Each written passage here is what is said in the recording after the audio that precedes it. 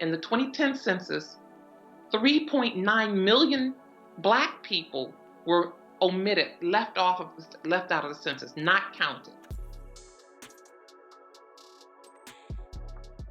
As soon as one census is done and put to bed, the next census actually starts. The planning for it begins immediately. So it's a 10-year process, and it works by way of testing and how should we ask people these questions? What questions need to be clarified? And then bam, the form arrives in your box. This time around, this is the first internet-based census where the entire country gets an opportunity to respond to the census. Each household gets a unique ID that's relative to that specific household. And fill out the form. It's very easy. It's only about 10 questions. And if you don't want to do the internet version, you can call. There's a number you can call, and there are 12 different languages.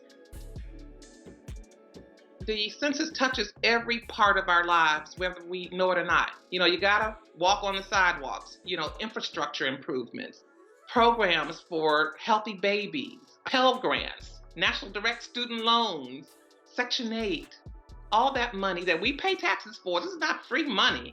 So the money follows the count. It doesn't follow the need. So if you don't need to fill out the form, apparently you don't need these services. But there's a political consequence as well. The seats in the House of Representatives are based on the census count. Not only are the seats in the House of Representatives determined by the census count, but also the Electoral College seats. So you know what happened in 2016, that the Electoral College determined who was going to be president.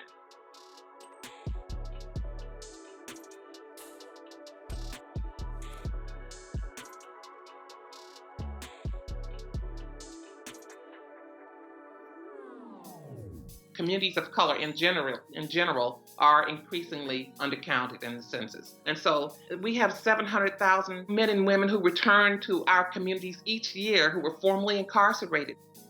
They can change the course of the political spectrum by participating in the census. African American men of every age group from 18 to 50 are undercounted in significant numbers.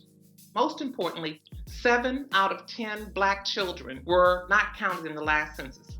Over $1 trillion are allocated to communities across the country based on the census count. That's a lot of money for breakfast programs and Head Start. So that's a critical issue.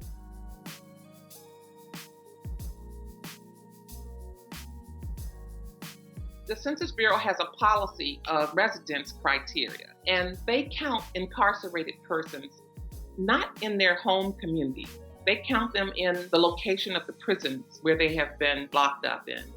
It's unfortunate because those are dollars that go to communities in rural, conservative, typically white populations. And it's basically nothing but prison-based gerrymandering.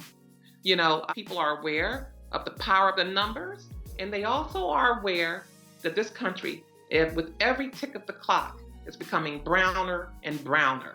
So there's this death grip on the status quo and the whiteness of America that is fading and disappearing with every tick of the clock.